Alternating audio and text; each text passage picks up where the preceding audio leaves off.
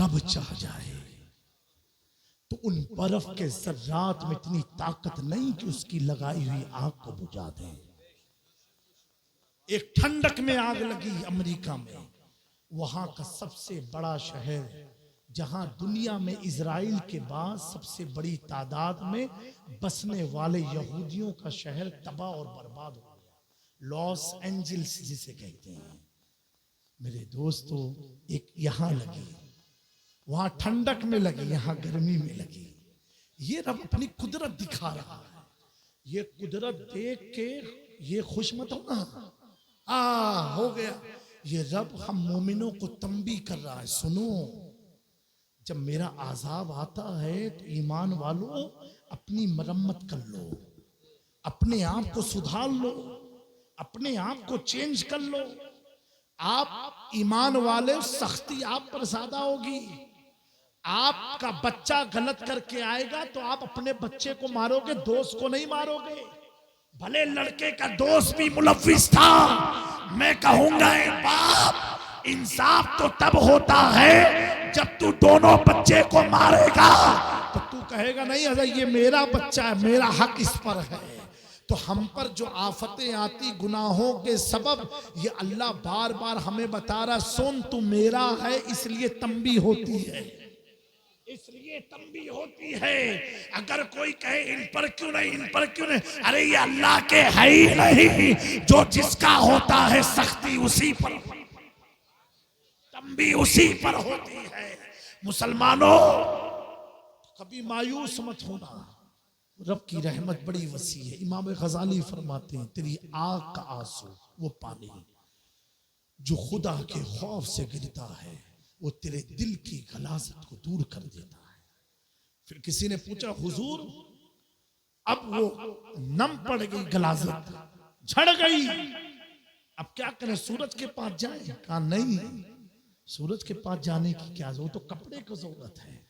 अब जाओ किसी अल्लाह के वली की बारगाह में, जाओ किसी वली की तुरबत के पास, किसी जाहिरी वली के पास, उनकी बारगाह में बैठ जाओ। काश सूरज की शुआएं जो काम नहीं कर पाती हैं, वो अल्लाह के वलियों की निगाहें काम करती हैं।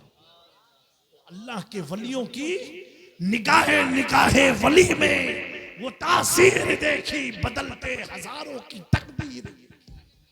वो चोर चोर था, लेकिन जब निगाह अब्दुल कादिर जिलानी की पड़ गई, अब चोर नहीं है, वो वलियों का सुल्तान बन गया। मेरे दोस्तों, ऐ मेरी कौम के लोगों, तो मैं अर्ज कर रहा हूं कि ऐसे वक्त के जो मामलात हैं उसमें बेचैनी है, बेकरारी है। अगर जिसको ना हो वो अपने ईमान का मुहासबा करे, अपने ईमान के बारे में फिक्रमंद हो, अपने ईमान के बारे में गौर करे। लेकिन मैं कहता हूं, एहतजाज हो, कुछ भी हो, करो, वो तुम्हारे इख्तियार की चीज है। लेकिन सबसे पहला एहतजाज, अगर तुम इस मैटर में सीरियस हो और अल्लाह की मोहब्बत, उसके रसूल की रजा के लिए करना चाहते हो, मैं उस वक्त मानूंगा कि तुम दयानतदार हो दीन के साथ, तुम ईमानदार हो दीन के साथ, तुम अल्लाह की रजा चाहते हो, तुम रसूलुल्लाह की रजा चाहते हो। तो सड़कों पर निकल के मैं इसे समझता हूँ, ये तो तुम्हारी रूटीन है, तुम्हें तो शौक है, बस कोई मौका मिले मोटरसाइकिल लेके निकल जाए, कोई मौका आए परचम लेके निकल जाए, कोई मौका आए सड़कों पर नारे लगा दे। मैं कहता हूँ, जब तुम अपनी फितरत के खिलाफ और हकीकी तौर पर फजर के वक्त अपनी मस्जिदों को भर दोगे, कसम खुदा की, किसी कौम में ताकत रही उस मस्जिद को कोई गिरा दे। वाह वाह, सुभान अल्लाह, सुभान अल्लाह। ये बड़ा एहतजाज है, ये बड़ा एहतजाज है। अपनी मस्जिद को, इलाके की मसाजिद को पांचों वक्त ऐसे भर दो जैसे गैरों को महसूस हो कि आज ईद का दिन है क्या, आज जुमा का दिन है क्या। मेरे दोस्तों, अगर तुमने मस्जिदों को वीरान रखा, बस खत्म करता हूं, और रोड पर निकलते रहे, कुछ भी करते रहे, कयामत के दिन उनसे ज्यादा तुम्हारी पकड़ होगी। जिस घर को आबाद होने का हुक्म था, उसे छोड़ के तू सड़क पर निकल आया है। आजा मस्जिद में, आजा खुदा के घर में, आजा अमन वाली जगह में, आजा जहां खुदा मिलता है, आजा जहां तेरी किस्मत की मेराज होती है, आजा वहां जहां खुदा की रहमत तुझसे करीब होती है, आजा वहां जहां तू सजदा करता है तो एक ही पल में खुदा का दीदार हो सकता है। आजा उस घर में और आने के बाद गिड़गिड़ा करके रो, दुआ मांग। बेशक सुभान अल्लाह सुभान अल्लाह। मैं तो ये समझता हूँ मेरी कौम के लोगों, आप मेरे पास रोने में फख्र करोगे, इमाम के पास रोने पर फख्र करोगे, इलाके वालों के पास गरीबी के रोने पर फख्र करोगे, लेकिन ये मेरी कौम के लोगों, आप वहाँ रो रहे हो जहाँ आपके रोने की कोई कीमत नहीं है, बल्कि आपका मजाक बना रह जाएगा। अरे ये तो पागल है, जहाँ देखो वहाँ रोता है, जहाँ देखो वहाँ रोता है। मैं कहता हूँ दोस्तों, हाथ जोड़ के कहता हूँ, मेरी कौम की बच्चियाँ हो, ऐ नौजवानों, रोना है, फरियाद सुनानी है, मस्जिद में आ जाओ। अगर बच्चियां हैं, अपने घर के किनारे कोई कमरे में 2 रकात नमाज पढ़े, इस्तगफार की नीयत से अपनी फरियाद को अपने रब को सुनाओ ना, अपने रब को सुनाओ ना। वो रब तो कहता है अल्हम्दुलिल्लाहि रब्बिल आलमीन, तमाम तारीफें अल्लाह के लिए जो तमाम आलम का पालनहार है, अर्रहमान रहीम है, मालिक यौमिद्दीन है। नगर नगर डगर डगर घर घर दोस्तों, ऐ बाप को फरियाद सुनाने से फरियाद का हल नहीं होता है। आजा रब्बुल आलमीन के पास, आजा। अगर तू रोएगा तो तेरे रोने से तेरे दर्जे इतने बुलंद हो जाएंगे कि जो भी तुझे देखेगा कहेगा अल्लाह अकबर, अब तो सलीम भाई बड़े रोने वाले हो गए, अल्लाह से डरते हैं। तेरी इज्जतें बुलंद होने लगेगी, समाज में बुलंद होने लगेगी, और तेरे रोने का कोई मजाक भी ना उड़ाएगा। वो रब है जिससे तेरा मामला होने वाला है, वो तो मुसर्रिफुल कुलूब है, उसके दिल को तेरी तरफ फेर देगा, तेरा काम भी हो जाएगा और किसी का एहसान भी सर पर नहीं रह जाएगा। बेशक सुभान। लेकिन हमने खुदा से मांगना छोड़ दिया, नौज़बिल्लाह, बड़े अफसोस के साथ कहना पड़ रहा है, खुदा के पास जाना छोड़ दिया, खुदा से बेताल्लुकी कर ली, खुदा को याद करना बंद कर दिया। हमारी कौम का ये हाल है। अल्लाह अकबर कि साल साल बीत जाएं, हमने तो कुरान को देखना बंद कर दिया। मेरे प्यारों, ऐसी जिंदगी नहीं गुजरने वाली। खुद ही को कर बुलंद अब इतना कि हर तकदीर से पहले कि खुदा बंदे से पूछे, बता तेरी रजा क्या है, बेशक तेरी रजा क्या है। और एक इस महफिल का, ये उर्स का एक पैगाम है। हजरत जुनैद बगदादी फरमाते हैं, मैंने जुमला एक बीच में दिया था, बात निकल गई थी, अकाउंट बैलेंस जमा करने से, खेत खलियान से तुम्हें ना कब्र में फ़ायदा ना आखिरत में।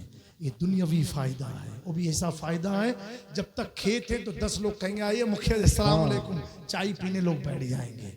और जिस दिन तेरी हैसियत ख़त्म हो गई ना, जो तेरे बगल में बैठता था वो तेरी बुराई करना शुरू कर देगा।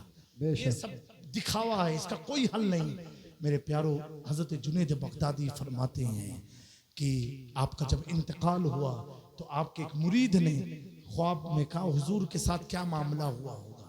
हजरत जुनैद बगदादी अपने उस मुरीद के ख्वाब में आए। मुरीद पूछता, हुजूर आपके साथ कब्र में कैसे मामले हुए? अल्लाह अकबर। हजरत जुनैद बगदादी फरमाते, बेटा मैंने जिंदगी में जो भी तकरीरें की सब फिजाओं में रह गई, सब हवाओं में रह गई। जो कुछ भी लिखा पढ़ा सब फना हो गया, कुछ काम नहीं आया। तो कहा हुजूर तो काम क्या आया? कहा बेटा वो काम आया कि जब मैं रात की तन्हाई में उठ के अपने रब को याद करता था, वो वक्त इतना कीमती अल्लाह ने मेरे लिए बना दिया कि कब्र में जब मैं उठा, उस वक्त की बरकत से मेरे सवाल जवाब में आसानी पैदा, वाह वाह वाह सुभान अल्लाह, आसानी पैदा हो गई। जुनैद बगदादी फरमाते, हर अक्लमंद शख्स को एक चीज याद रखनी चाहिए। सुनेंगे? हर अक्लमंद को एक चीज याद रखनी चाहिए। क्या? आप फरमाते हैं मरना तो सबको है ना, नहीं कोई हकीम है ऐसा इस इलाके में जो जीने की दवा देता हो? कोई है? कोई है? अरे कोई नहीं दे सकता। जीने की दवा भी तो कुरान देता है। वाह वाह जीना वाह चाहते हो, जीना चाहते हो, अगर जीना चाहते हो, मरना नहीं चाहते हो, तो रब कहता आ मेरी राह में जिहाद कर, हमेशा हमेशा के लिए जिंदगी अल्लाह। वाह वाह नारे तकबीर कैसी जिहाद, सड़क पर निकल करके खुदा की राह में एक जिहाद अपने नफ्स के खिलाफ कर ले, रब फरमाता है दुनिया तुझे मुर्दा कहेगी, रब कहेगा नहीं नहीं तू जिंदा है, तू जिंदा है। सुभान अल्लाह सुभान अल्लाह जिहाद कर लो नफ्स के खिलाफ, कर लो कर लो। दोस्तों हम भी सफर करते हैं, दुनिया घूमते हैं, आज तक किसी गैर ने आँख ऐसे करके नहीं देखा। बेशक जो भी देखता है गुरु जी आइए बैठिए, मौसम आइए बैठिए, ये इज्जत उसको क्या मालूम आले रसूल है, आलिम में क्या है, ये इज्जत दाढ़ी ने दिया। वो समझता है जिसके चेहरे पर दाढ़ी होती है वो मौलाना होता है, वो हाफिज कुरान होता है। लोग कहते हैं कि दाढ़ी रखने का फायदा क्या, मैं कहता हूँ दाढ़ी रखने का फायदा ये है कि जहां इज्जत का गुमान ना हो वहां अल्लाह इज्जत अता फरमाता, वाह वाह वाह वाह वहां अल्लाह इज्जत अता फरमाता है। बेशक मेरे प्यारो जो दिल्ली तक ना गए हो उन्हें खौफ आता है दाढ़ी रखने से क्या होगा। अल्हम्दुलिल्लाह अल्हम्दुलिल्लाह 20 मुल्क का सफर किया है, पूरे भारत कश्मीर